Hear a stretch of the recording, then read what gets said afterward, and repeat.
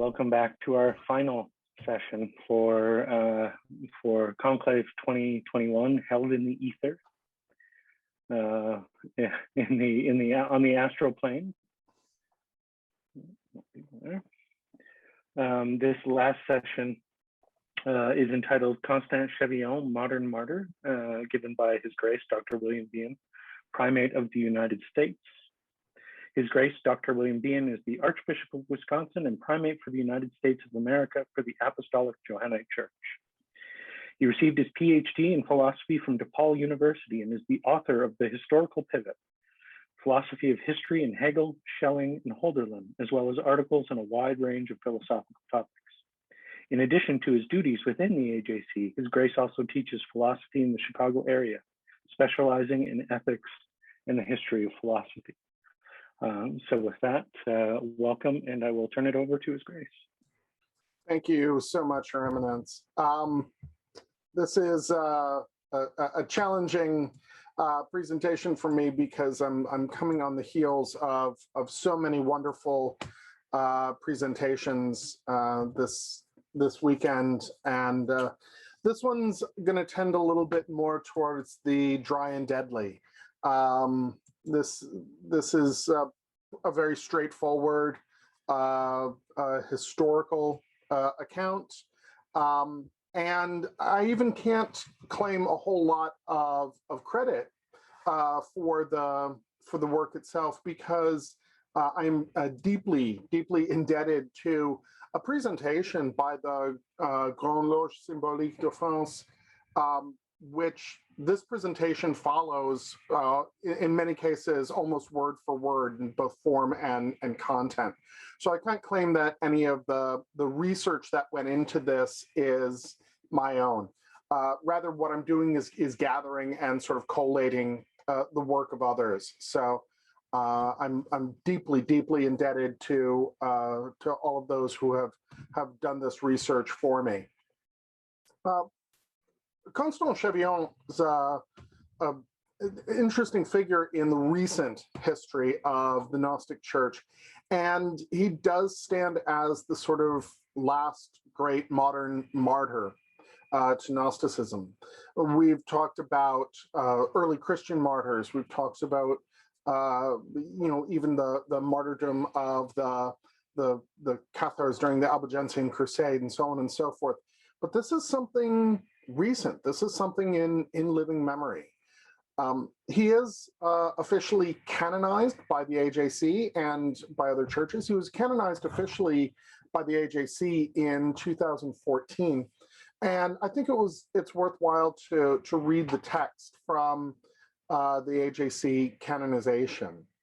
And here I quote, "In recognition of his worthiness as an exemplar of the Gnostic path through devotion to Christ and gnosis in life and martyrdom in death, and recalling the respect and esteem held by the community of Gnostics, Gallican Catholics, independent and esoteric jurisdictions throughout the world, we rightly, duly, and canonically declare Monsignor Constant Chevillon raised to the altars of the Apostolic Johannite Church on the 70th anniversary of his martyrdom. We call upon the Apostolic Johannite Church to honor his memory, recalling his virtue and the teaching given by his example. For this purpose, we set aside the 22nd day of March for the celebration of liturgy in his honor, that his name may be invoked in the public prayer of the church." So this is somebody who has a special significance for the AJC.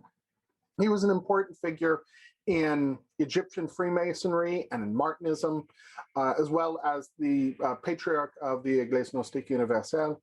He was born in 1888, died in 1944, was closely associated with Jeanne Brichot, and also with Brichot's widow, Eugénie. And in fact, the three of them, as I'm going to mention later on, are buried together. In 1944, he was assassinated by the agents of the Vichy government, the French Nazi government.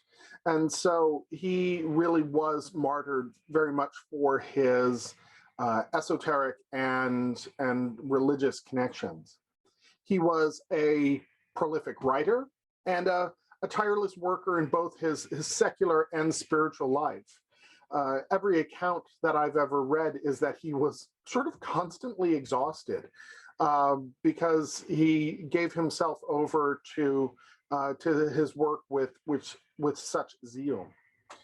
According to his friend and successor René Chambillon, his face was gentle, serious, and mysterious, expressing both intelligence and kindness. And in many ways, Chevillon was a model of a pious and simple Christian. He was somebody that was very much in the tradition not of great abstract theologians or princes of the church, but somebody who lived a Christian life simply and devoutly. The best sources for information about his life, and they are very, very scant in English, but the best sources are the journal Initiation and Les Feuilles d'Armapoli, edited by Gilbert Tapas, and also his correspondence with Madame Brucol and comments from people like René Chambillon. So I really just want to go through, and this is going to be fairly brief, just go through some biography of Chevillon.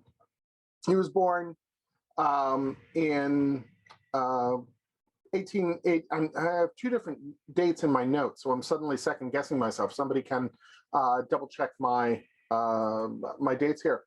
Born October 26, 1880 or 1888 in Annois, which is a small town, very small town, a couple of hundred residents, not far from Dijon.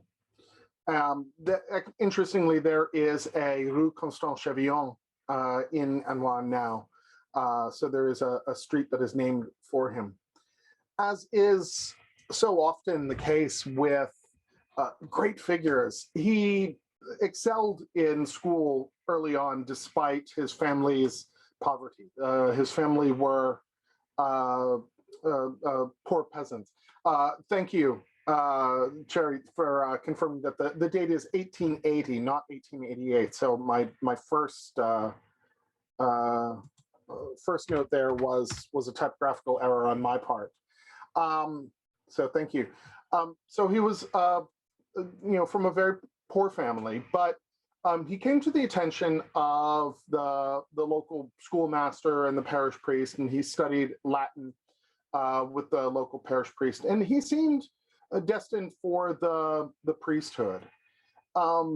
He entered seminary, but after his ordination to the diaconate, he sort of realized that the Catholic priesthood was not the direction that he wanted to take with his life, and instead he turned to the academic study of philosophy. And he studied at the university in Lyon and ultimately received both a bachelor's degree and a licentiate.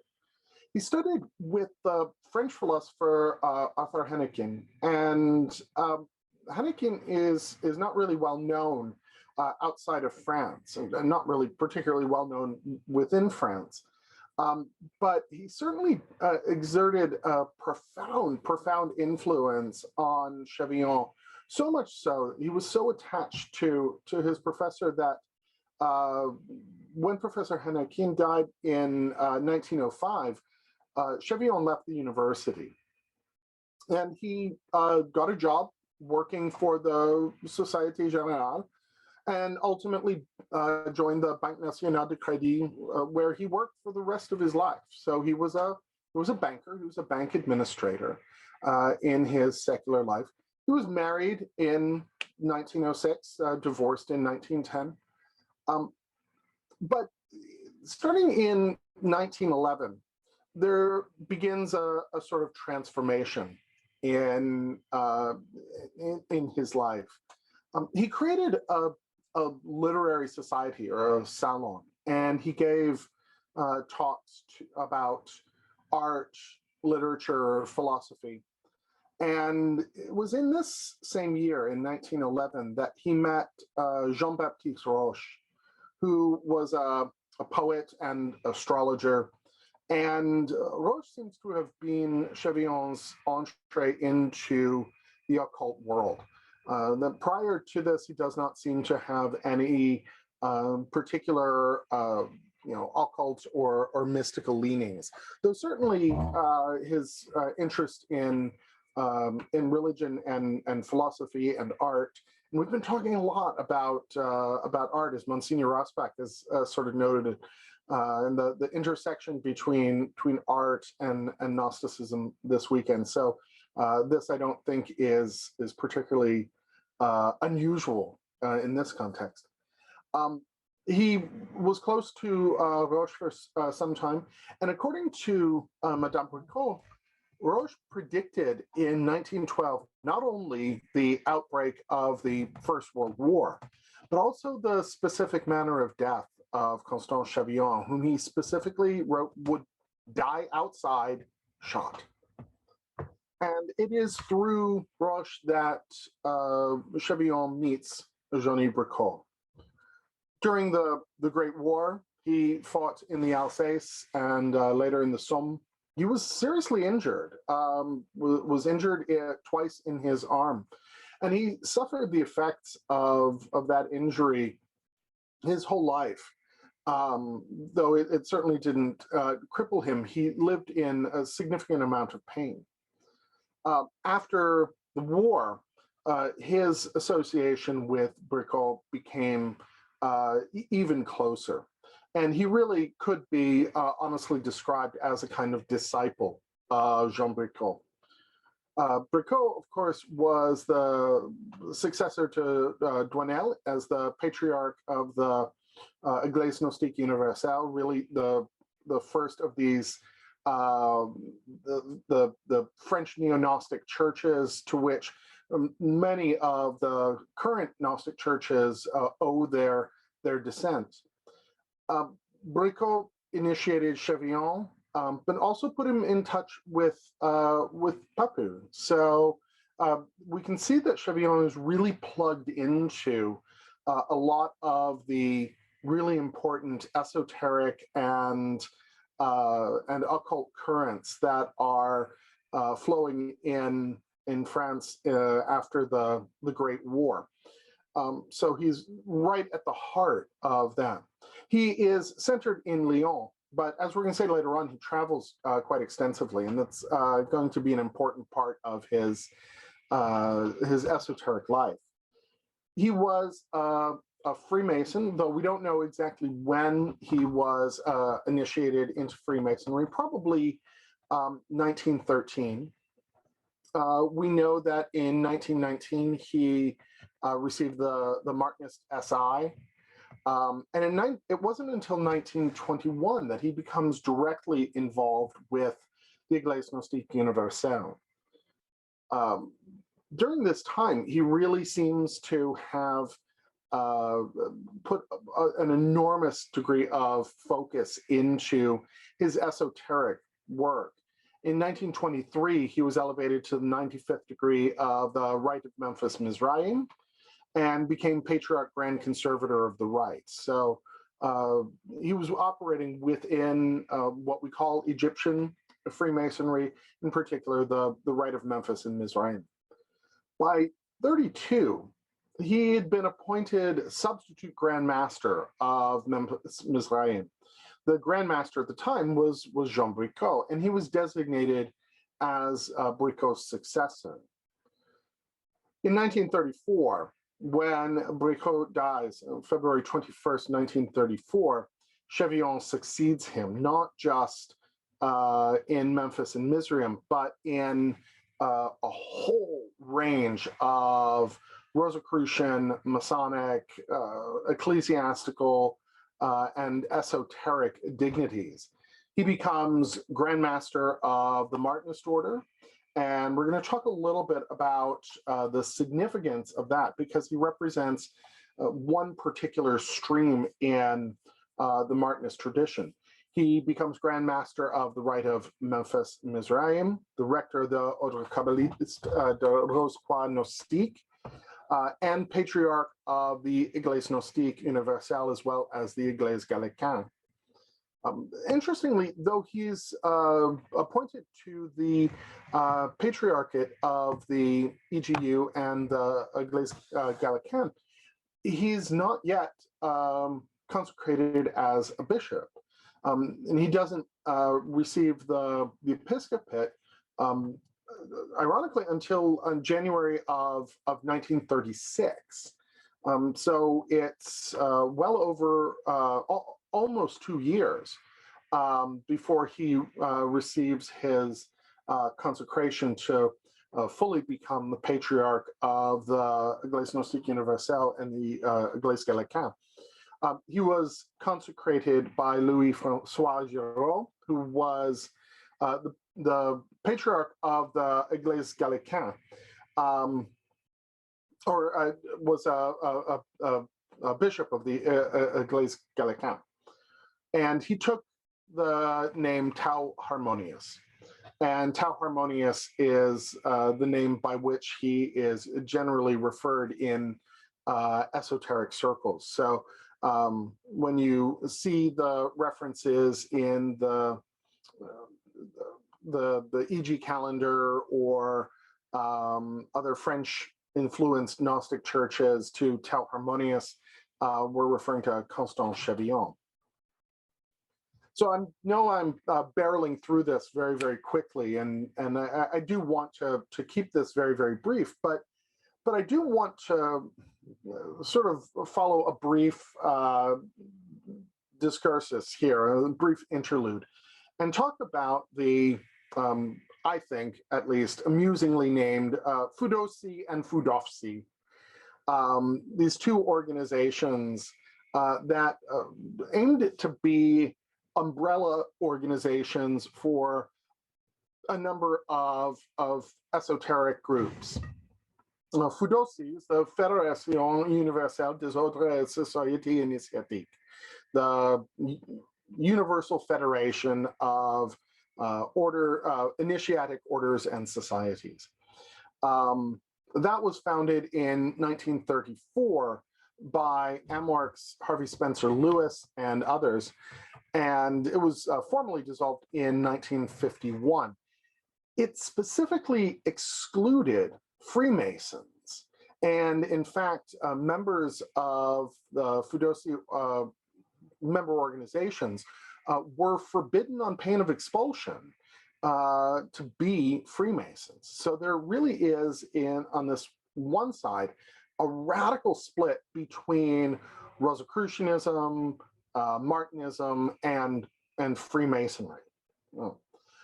Now, the latter, the second, is the Fudofsy, the Fédération Universelle des Ordres Fraternité et Sociétés Initiatiques.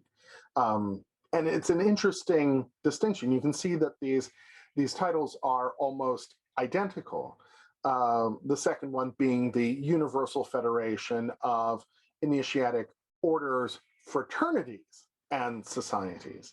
And certainly the inclusion of the word fraternity here is meant to include Freemasonry. The latter here was founded in 1939. It was headed by Chevillon, and so it specifically included the Rite of Memphis Mizraim. The real sort of spearhead, the real sort of founder of the second organization was Swinburne Clymer of the FRC, the Fraternitas Rosicrucius. So the difference between these two organizations is historically and in reality more about personalities than it is anything else. To be sure, Swinburne Clymer and Harvey Spencer Lewis spent a great deal of time and energy and psychic commitment in pissing in each other's Wheaties, and telling one another that they were not the one true Rosicrucian fraternity. But there were some legitimate differences between these organizations. Chevillon's organization, Fudofsy, seemed to be more comfortable with the the idea of centralized lodge-controlled lineages, such as we see in the Grand Lodge structure of Freemasonry. And it seems to have had some opposition to the idea of free initiatorship. In the Martinist tradition in particular, the position of free initiator essentially circumvents any centralized Grand Lodge authority, because it allows the free initiator to initiate all the way up to creating another free initiator without appeal to any other authority. Now, this would prove to be particularly important in the initiatic orders in France and Germany after the Second World War, because both the Nazi and the Vichy regimes outlawed and actively persecuted esoteric organizations. And in many cases, there were organizations that were left without a kind of centralized leadership and became moribund as a result. Those that relied on free initiatorship were able to sustain themselves much more easily, because there was no necessity of a continuity of a particular Grand Lodge. So this idea of the centralized lodge structure is very much in keeping with the Masonic roots and the Masonic way of working. So as much as I sort of joke about the sort of ego battle between Clymer and Lewis and their respective factions, they do represent two different approaches to Western esotericism. One rooted in the Freemasonic tradition, and the other functioning very much independently of that. So enough about Fudosy and Fudosy. Even after Bricot's death, Chevillon remains very, very close friends with Eugénie Bricot, Jean Bricot's widow. Yes, thank you, Your Excellency. I'm glad that it's not just me, that those are legitimately ridiculous and hilarious names for organizations, especially when they're abbreviated and you know, they are we use the acronyms. Sorry, I had a sort of brain fart there for a second.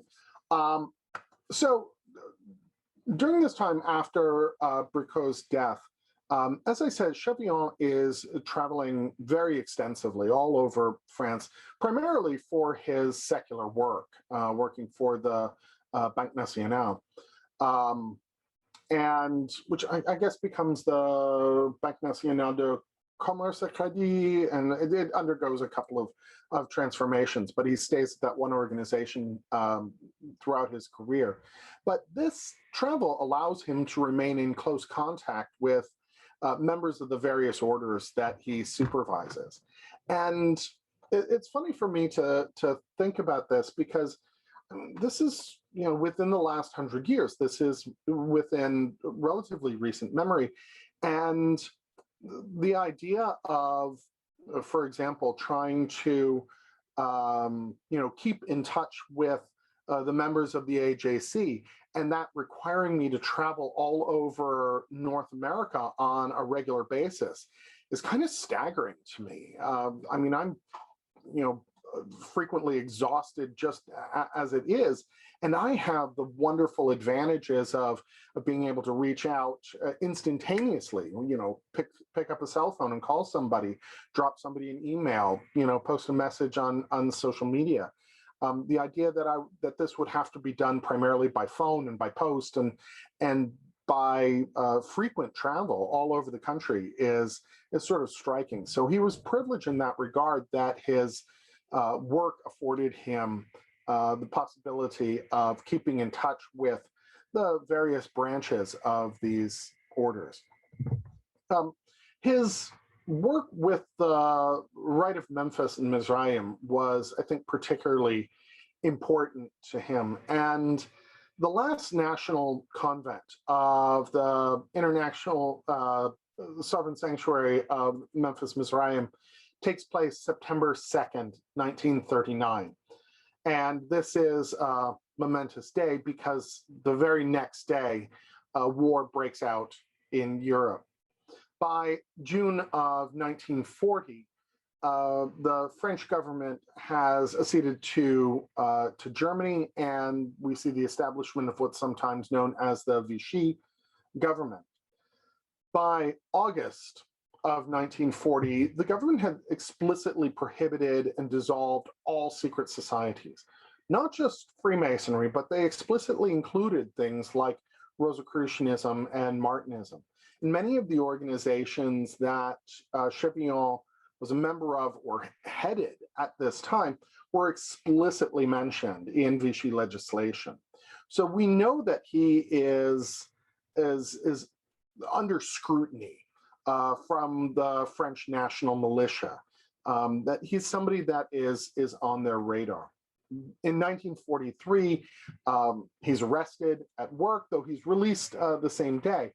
Though I think one of the most important things about this arrest in 1943 is that his papers and many of his books are seized. And that, of course, is going to provide a lot of fodder for these local militias. On March the 25th, 1944, he was at Madame Bricot's home in Léon and was arrested by a group of people claiming to be the police. And I think that it's worth specifically mentioning that this is a claim that they are making, that they are likely not actual members of the state, but rather an independent militia. His body is discovered a few hours later, around 10:45, still warm by the side of the road. And he had been peppered with a machine gun, had been shot with a pistol, and had also apparently been tortured. Madame Bricot definitely believed that he was killed in order to suppress many of the organizations that he led. And there is strong evidence to suggest that he was killed by members of the Milice de Doria d'Amont, which is a wing of the anti-terrorist movement.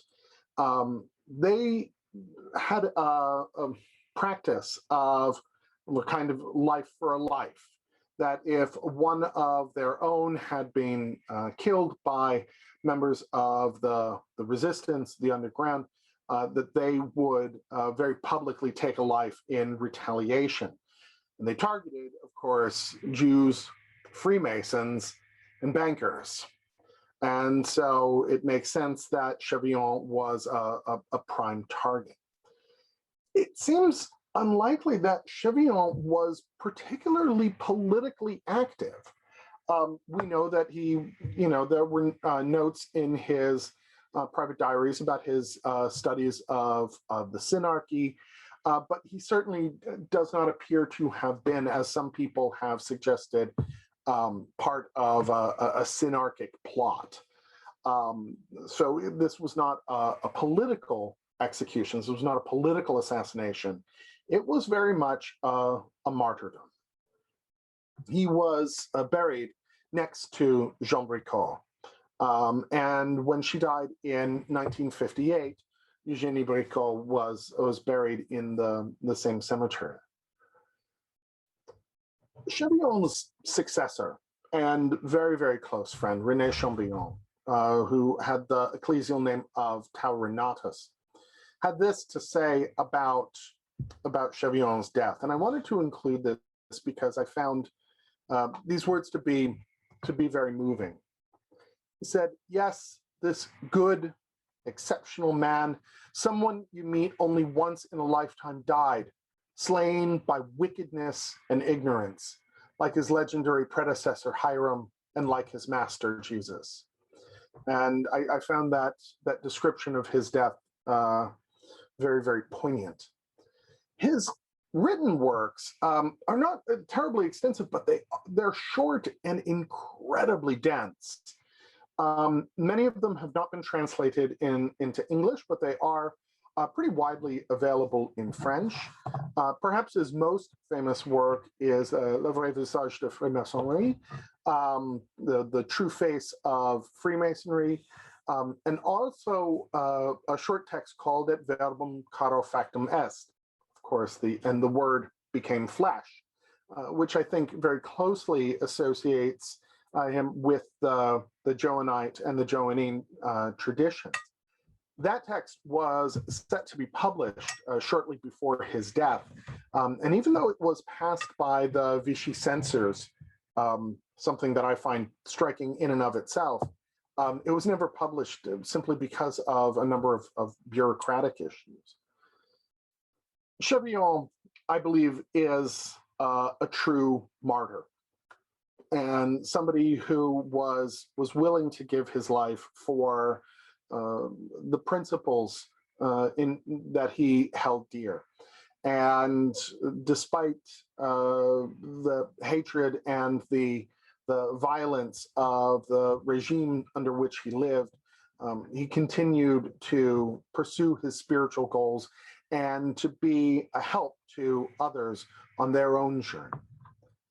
The word martyr, and this again sort of dovetails with some of the other talks that we've had this weekend, comes from the Greek martys, which simply means a witness.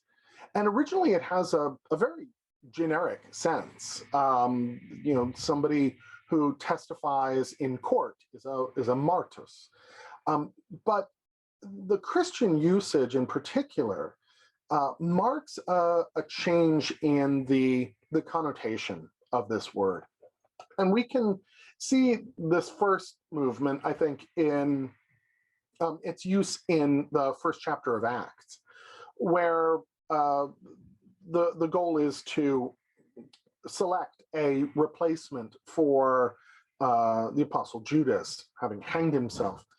And we're told that the people from whom the apostles have to choose are all great witnesses. They are martyrs in this sense to the faith. Now, they're all still very much alive, right? So clearly, we're using this word martys in a different sense here. And yet, these are people who openly confess their Christianity despite the profound risk. And the idea that there is a sense of danger or risk, in my mind, connects even this earlier sense of martyrdom with the process of initiation. Initiation, as I've argued in the past, always carries with it a sense of risk, whether that's real or perceived. We know that in traditional initiations, there was real risk to life and limb, that there was real danger involved, that in order to demonstrate one's commitment and worthiness to pursue the mysteries, one had to be willing to risk one's life. In modern initiations, the perceived risk is to life and limb. That even if we're talking about initiations into a college fraternity or sorority, there is a sense of danger, a sense of risk, of psychodrama. But there is a real risk in initiation as well. And the real risk, I think, is very, very specific in Freemasonry, in Rosicrucianism, in Martinism, and that's a risk to something that is much more precious than our bodily life and limb. It's a risk to our preconceived notions of ourselves and our place in the world. And so to be a martyr, even in this early sense, where it is simply about taking the risk of publicly avowing a faith commitment, seems to be closely associated with the idea of the initiate. Already in New Testament use, we can see that the word is beginning to transform. That being a witness in this regard is not like being a witness in court.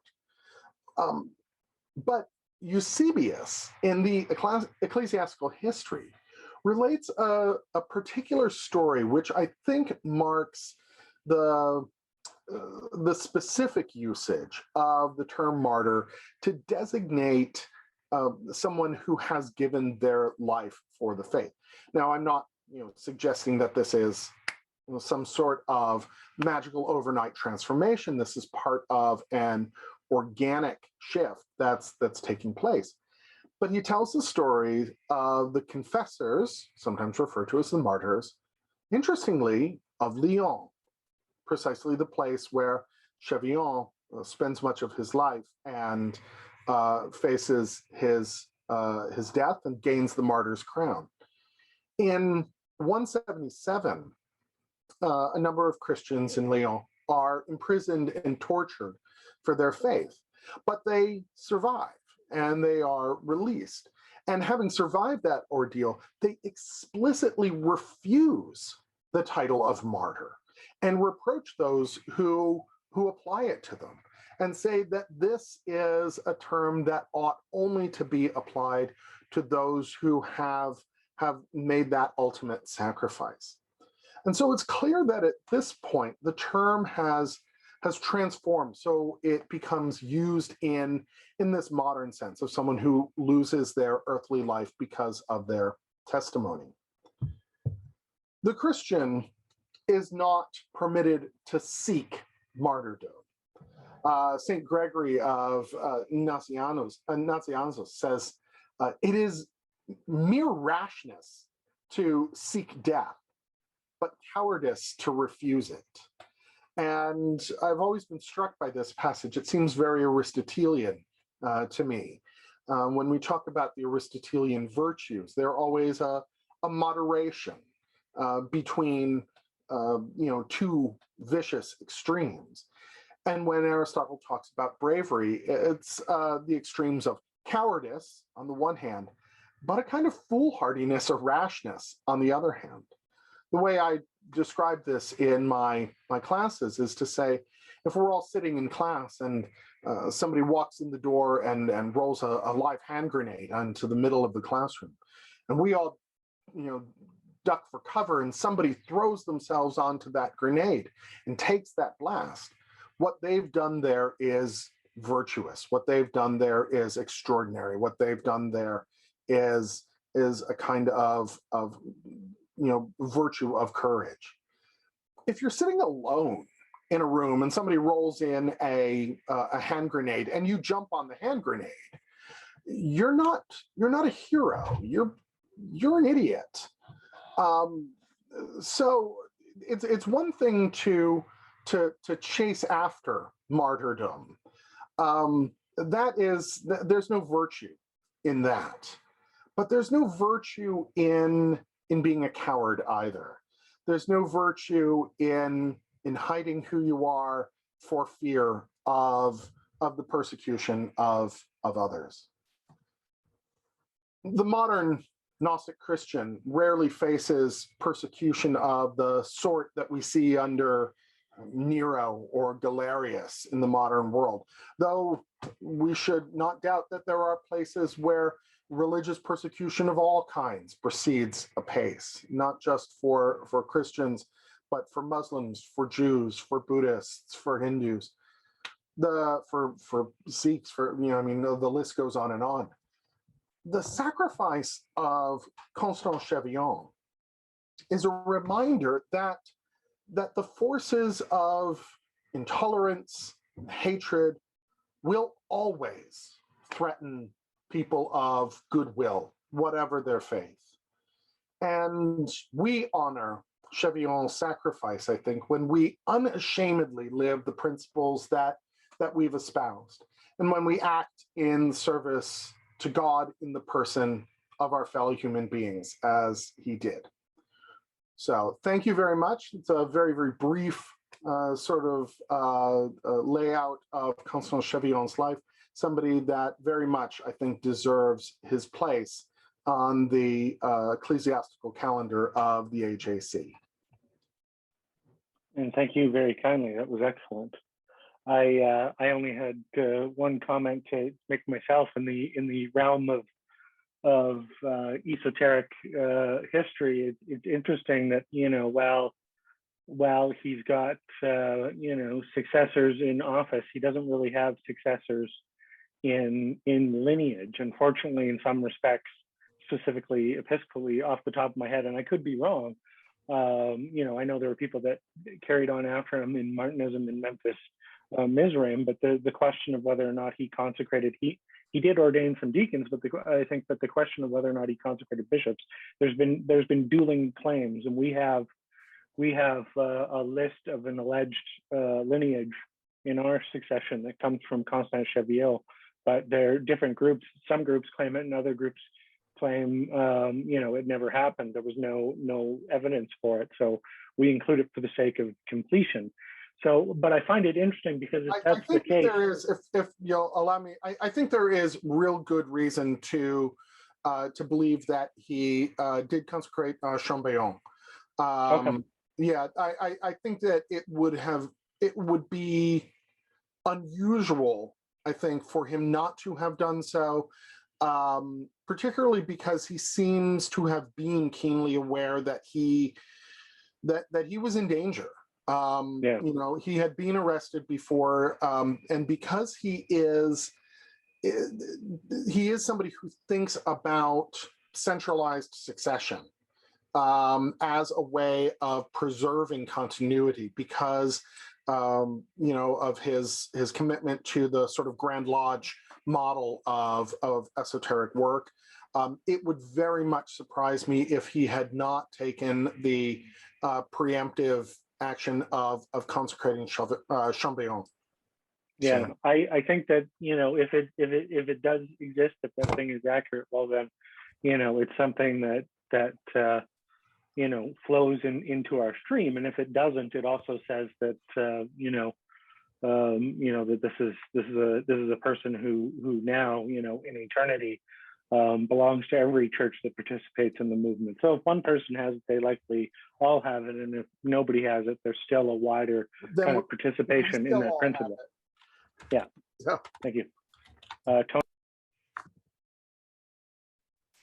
Thanks. Thank you for this presentation. It's yeah, fascinating historical figure, and always interesting to hear these stories. I think I know the answer, but I thought it might be worth asking anyway. Does the modern HAC place any spiritual significance on martyrdom? This was really the question, the broader question that I wanted to give some thought to. And I think certainly the idea of the willingness to give one's life for one's principles is something that we generally hold to be admirable. Whether we have a sort of particular, the Roman tradition has a specific place for martyrdom, right? I mean, because of its history in vis-a-vis Rome, and so the idea of martyrdom plays an outsized role in Roman Catholicism, and I don't think that we have that same comportment. I don't think that there's any sense that, you know, being a good Gnostic and, you know, getting gunned down in the streets, well, that's a ticket to the pleroma right there. It doesn't work that way, right? And yet, I would say that somebody who is so committed to the principles of Gnosis and to the you know, the service of the sacred flame, that they are willing to give their lives for that. That's just it's not so much what makes me confident that they have achieved reintegration. It's not that's not why they achieve reintegration, but it seems to me a pretty good indication that they were well on the way. So I think that that's the right question to ask. Again, this I think comes back to the question that comes up over and over again about our particular view of the afterlife and of reintegration and of the life after life. And I think that the Roman view of martyrdom does specifically sort of play into that, right? That the significance of martyrdom is tied inexorably to the to the idea of the heavenly reward. So I think that it does problematize the idea of martyrdom for perhaps Gnosticism generally, certainly for the AJC. But I don't think that we need to have that kind of otherworldly or supernatural commitment to say that there's something extraordinary about somebody who's willing to sacrifice their lives for their spiritual principles. A couple of people in the chat have, Karen brought up our old invocation of Uriel, which was, I tend to agree. I do love those the previous form. Hail Uriel, Dark Lord of Earth, companion of all of those who offer up themselves, who gave their lives in defense of others. That's a beautiful sort of connection to that particular archangel, and I certainly don't imagine that we can think about martyrdom without that coming to mind for us. And as His Eminence has said, just because it's not printed doesn't mean we can't say it. So yes, Dark Lord of Earth is kind of, yeah. Everybody loves the Dark Lord of Earth. I was going to say the other line in there, because there are a couple different variations on it. Companion of all those who offer up their lives in defense of others, who leadest all at last into the nether shore. Right. So there's a few bits that go in there for which I'm fond, and I'm also fond of the new ones because they're written in community. Leads all at last to the undiscovered country from which no traveler returns, which of course is ganked from Freemasonry, which is also ganked from Shakespeare. So I think they all work only together. Plagiarize from the best. So, was there another question? Yes, there's a question there from Park. Wow, that's such a great question, and in my worth reading out for the benefit of people who will live in audience. This isn't included. Angie's Deacon Angie brought up some concerns about the dark side of martyrdom, and in my classes, because I'm a instructor in philosophy, I talk a lot about what it means for something to have spiritual value.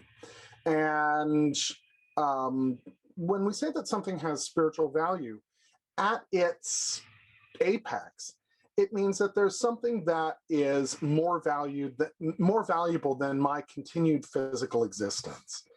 And so I ask my students, I say, well, what kind of things do people say that they would give their lives for? Right? What things do they say that they would die for? Right?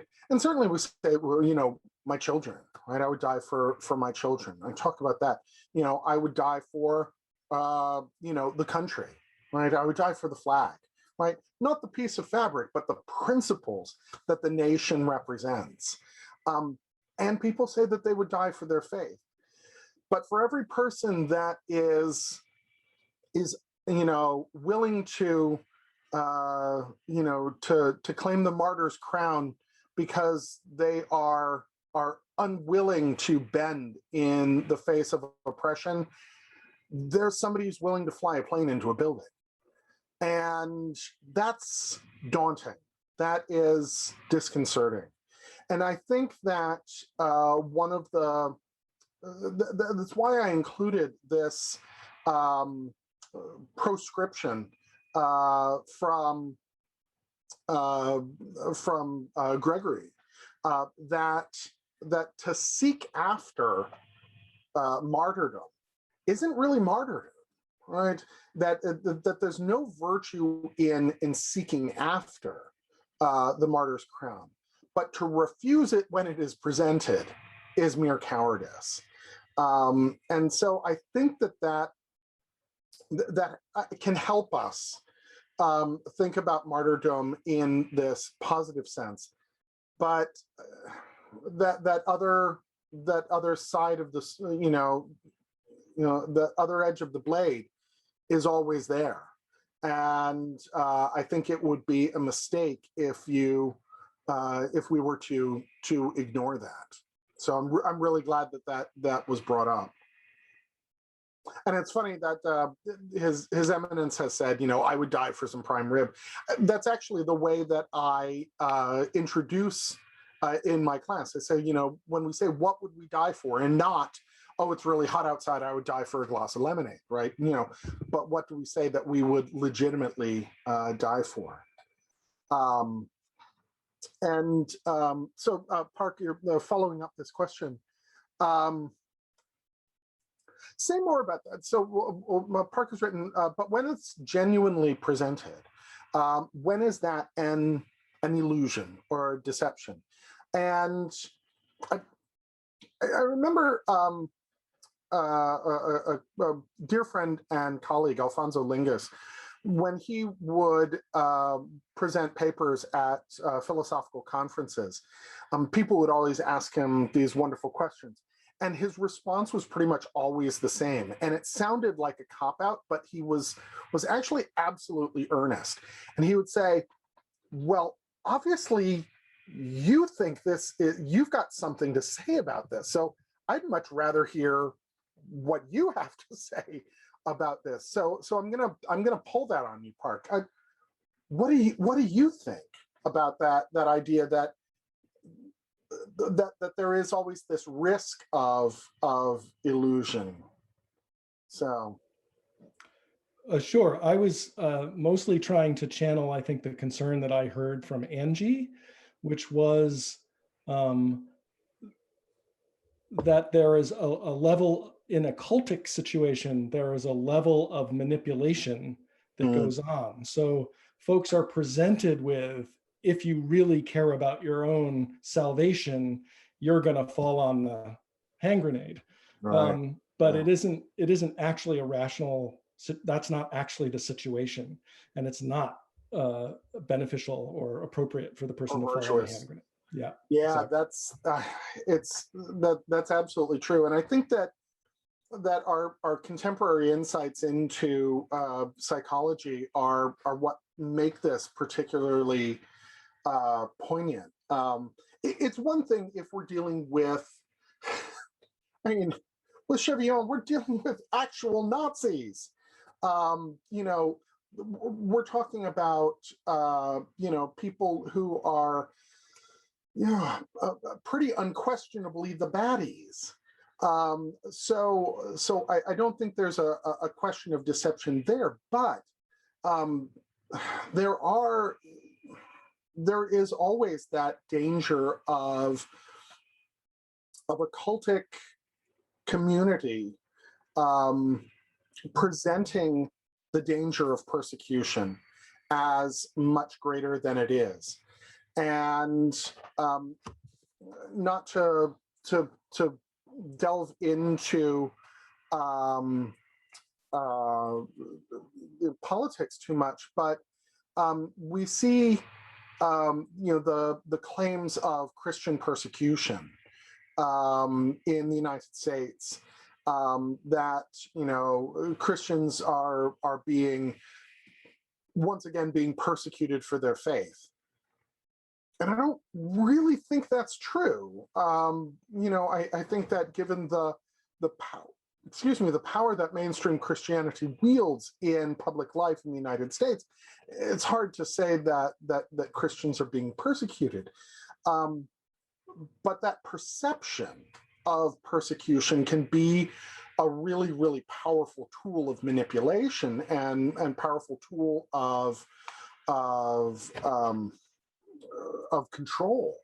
And so I think that I don't have a good answer, aside from saying I think it's a really important thing to be conscious of and to be aware of. And I think that you, Park, with your psychological insight, people like His Excellency, people like Deacon Angie are really the ones who are much better qualified to speak to that than I am.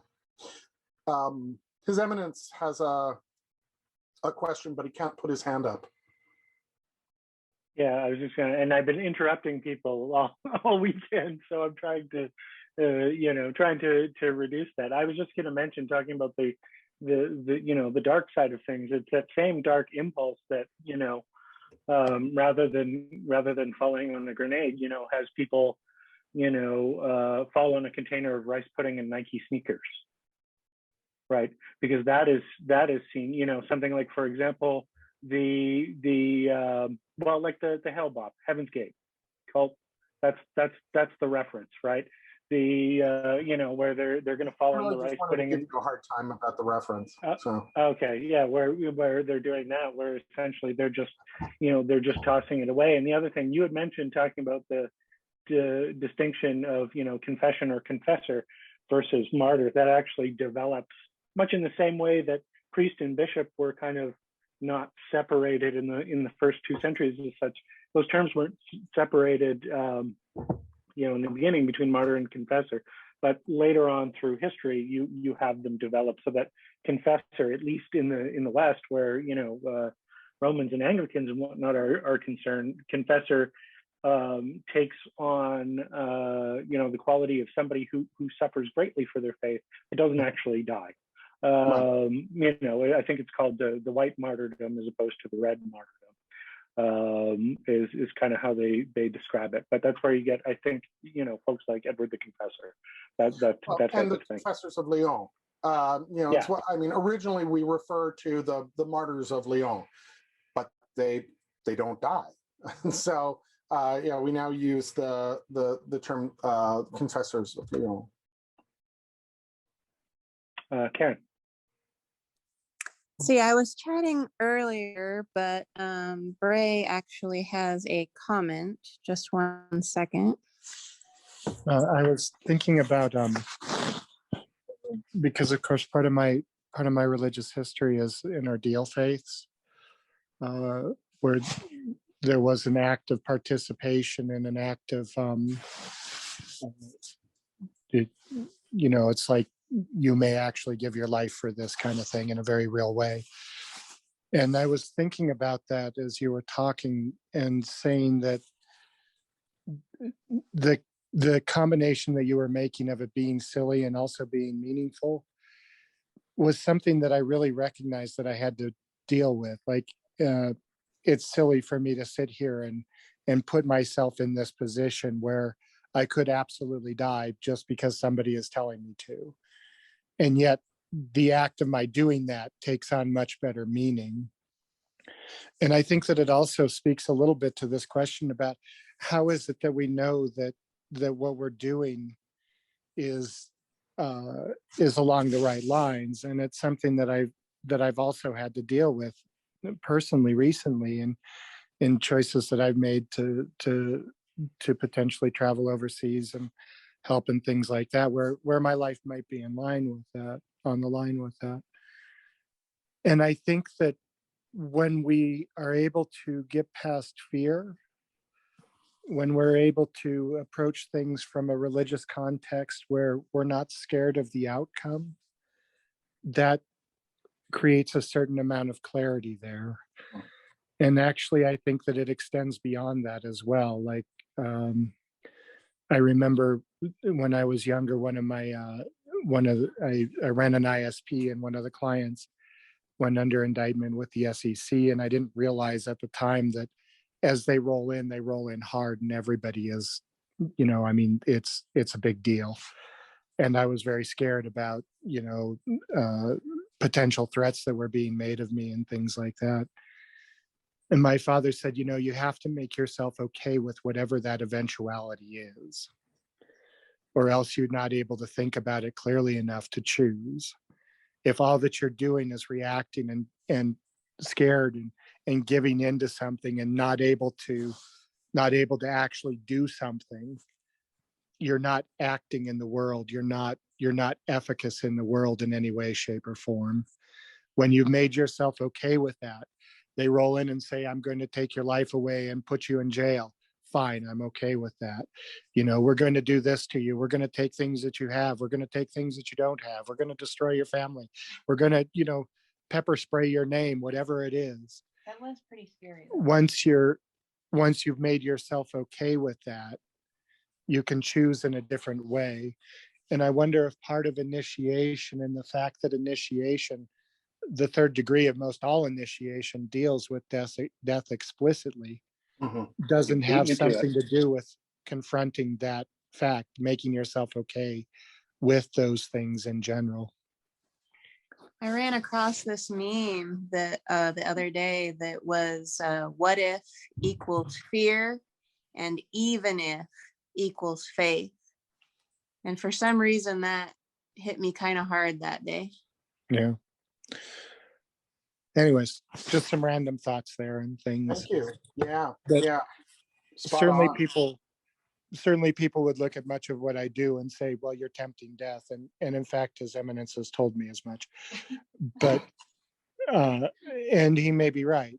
But it's, at the end of the day, for me, it's about living in a different integrity and not being scared. And where that line is I think individual and complicated.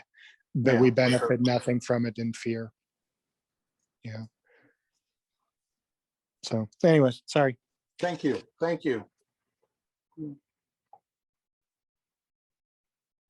Anything else that people want to?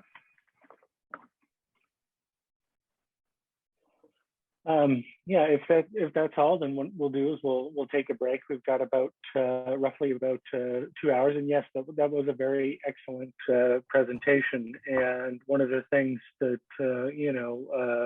you noted, and my collar has disappeared because I'm preparing for mass, but you noted that the AJC had canonized Constant Chevillon, as a modern Gnostic saint, and many other churches did also. And I think we were actually the first out of the gate to do so. So I'm also happy to see that the AJC has the opportunity, even though, as you mentioned, that there are other organizations in the French-speaking world who have been able to compile this information, that, I think it's nice that we're able to present something in English for this side of the water. So I think that's very, both important and overdue. And I think, given that, also, I think I know exactly the day that I'm going to release your talk. So that makes it easy. I mean, just like we put out, the talk on the Cathars on Monsignor Day, right? To underline that and give people an opportunity to really explore that kind of in an anamnesis type of moment.